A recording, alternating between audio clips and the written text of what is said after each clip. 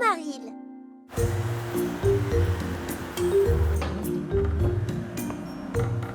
Tu as vu ça, Bucky? Quand un arbre perd sa dernière feuille, ça veut dire que l'hiver n'est plus très loin. Mais il faisait si doux pourtant hier. T'avais envie d'aller me baigner. Tu es un castor, tu as toujours envie de te baigner.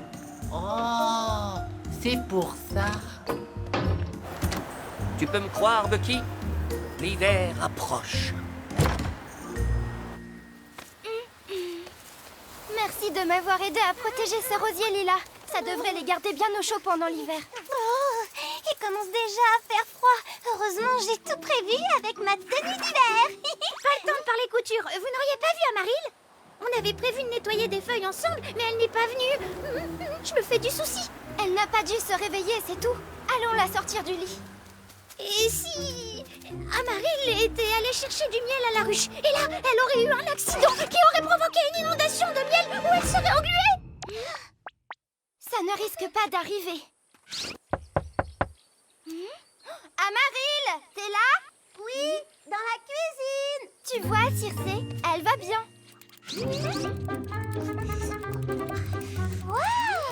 On dirait que t'as tricoté toute la nuit. Bonjour, bonjour. Circé, pardon de pas être venue t'aider, mais c'est vraiment important. Amaril, tu peux arrêter de tricoter une minute? Qu'est-ce qui se passe et pourquoi il y a de la laine partout? Je ne peux pas m'arrêter. Je compte. Une maille à l'endroit, une maille à l'envers. Oh, mais j'ai besoin de quelques petites choses. Vous voudriez bien m'aider? À faire quoi? Tu fais bien des mystères aujourd'hui. Oui, je sais bien, Circé, mais c'est une sorte d'urgence, tu comprends? Oh, d'accord, là tu touches ma corde sensible. Et tu veux quoi? Voilà ma liste. Le plus tôt sera le mieux. Merci beaucoup, à plus tard. 5 barils de teinture naturelle violette, rose, noire et bleue. Où veut-elle qu'on trouve autant de teinture? On pourrait presser mes dernières mûres sauvages, ça devrait donner un beau violet. Trouvé! Merci Tom! 5 ballots de coton doux et moelleux. Oh, c'est pas vrai! J'ai une malle pleine de duvet de pissenlit. Ça pourrait marcher? Ah, ça fera l'affaire. Trouvé! Merci Champi. 5 paniers de plantes aquatiques fraîchement cueillies. J'abandonne. Moi aussi, j'ai beau chercher, je ne sais toujours pas ce qu'elle fabrique avec cet énorme tricot. Peu importe ce que c'est, ça compte beaucoup pour Amaril. Et donc, ça compte beaucoup pour nous tous. Mettons-nous au travail. Allons, on se dandine sans lambiner. Mettez les plantes dans le panier. Arrête! Toi, arrête! Un peu de calme, les Lilybuds attendent. Un demi-panier seulement? Trouvé. Alors, les feuilles de laurier rose, les trèfles des prés et des baies de sureau. Officiellement trouvé. On doit écraser les myrtilles pour faire la teinture, teindre la laine, la rouler en pelote et les apporter à Amaril. Et je ne sais toujours pas pourquoi faire. On le saura sûrement bientôt. Circé! Je crois qu'il est temps d'aller discuter un peu avec Amaril.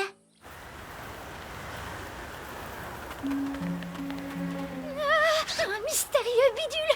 Sûrement l'œuvre d'un monstre mangeur de laine! Enfin, les monstres mangeurs de laine n'existent pas! Je pense que cette chose est plutôt l'œuvre d'Amaril. C'est peut-être un pullover! Un pullover pour une grosse bête qu'elle a rencontrée. Il n'y a pas de trou pour les bras, ni pour les jambes, ni pour le cou. Quel genre de bestiole porterait ça? Quelle que soit la bestiole, c'est vraiment très différent de ce qu'elle fait d'habitude. Exactement! On dirait que c'est quelque chose d'utile. Enfin, je crois. Oui, Rose, mais c'est aussi encore un bel exemple de l'immense talent d'Amaril, tout en étant totalement hideux. Des visiteurs arrivent! C'est le gros poilu! Attention aux gouttes de bave!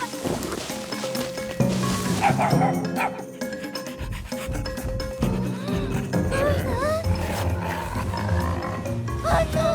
Notre bidule! Tout le monde, vite! Tirez! Tirez!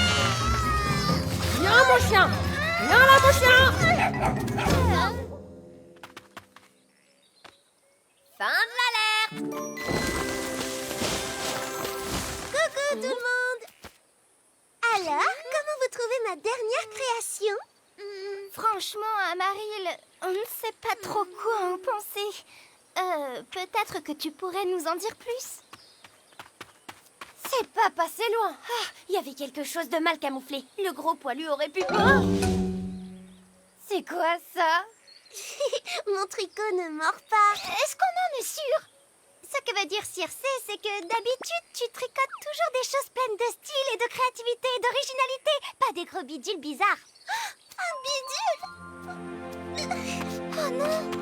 J'ai fait de la peine à Amaril. On est tous responsables. Il faut qu'on trouve une façon de se rattraper pour arranger ça. Oui, je prévois un vent d'hiver glacé dès cet après-midi, Bucky. J'aime pas quand il fait froid. Bucky, tu dois accepter le changement des saisons. Ramassons nos myrtilles et mettons-nous au fourneau. Oh, tu peux continuer. C'est la dernière qui restait. Quoi?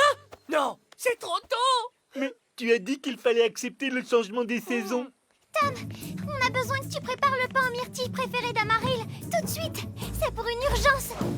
Oh, la saison est déjà terminée. Certainement pas. L'hiver n'est pas encore là. Oh.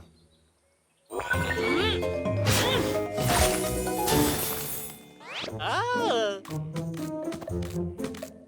Là, j'ai tout donné. On peut pas forcer la nature.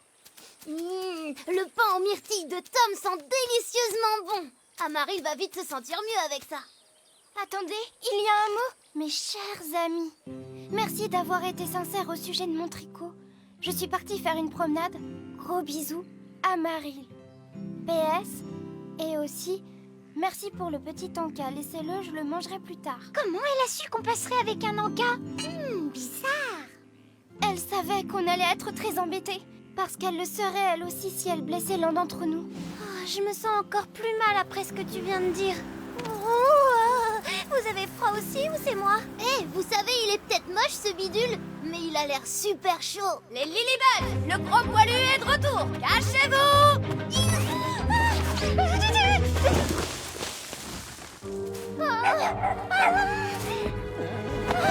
Viens mon chien, laisse ça tranquille. Allez, on s'en va. C'est bon tout le monde, la voie est libre, vous pouvez sortir. Non mais attendez un peu. Vous avez vu le bidule? Il recouvre le bouton d'or. Amaril voulait simplement qu'on soit bien au chaud pour prendre nos repas. Génial. Mais elle est dehors quelque part dans le froid. Champi, trouve-nous cet homme et montre-leur le bidule sur le bouton d'or. Lila, Circe, il faut qu'on trouve Amaril. Faites bien attention. Il faut regarder où on va ou on risquerait... Comme par exemple... de se prendre les pieds dans la laine. Attendez, de la laine? La laine d'Amaril? Elle ne doit pas être très loin. Mais elle ne nous entendra jamais l'appeler avec ce vent. Comment on pourrait faire pour la retrouver? On n'a qu'à suivre le fil de laine.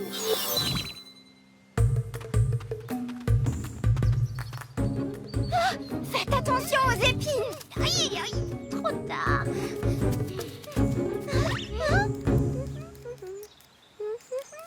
Amaril, on a fini par comprendre ce que tu tricotais. On est désolé de ne pas t'avoir laissé nous l'expliquer. Tu veux bien rentrer au village avec nous, s'il te plaît? Non. Je veux dire, pas tout de suite. Je suis venue ici pour réfléchir au calme à ce que vous avez dit sur ma couverture. J'étais un peu blessée au début. Et puis je me suis rendu compte d'une chose. Un objet peut très bien être utile et être joli en même temps. Mais maintenant que nous savons à quoi sert cette couverture, on la trouve absolument géniale et même plutôt stylée. Merci beaucoup, Lila. Venant de toi, ça me touche énormément. Mais tu ne trouves pas que ceci l'égayerait un peu? Vous voulez bien m'aider à la porter jusqu'au village? Bien sûr, avec plaisir.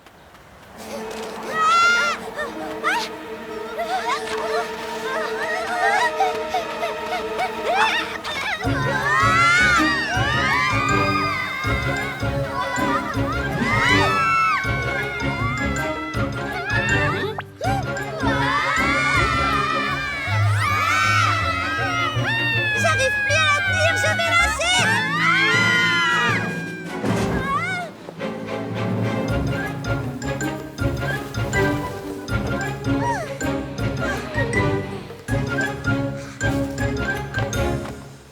Heureusement qu'on avait toutes nos pétales parachutes. Le vent est de plus en plus fort. c'est le moment idéal pour essayer cette couverture. Ce bidule en laine. Un bidule en laine fait main avec amour par tous les Lilybuds. Bien sûr, tu peux l'appeler comme tu veux, mais c'est le moment idéal. Est-ce qu'on est bien, Amaril, protégé du froid et du vent? En violet, ce tissu aurait pu être joli aussi, non? Ah, mais oui, peut-être que je devrais apprendre à tricoter. Non!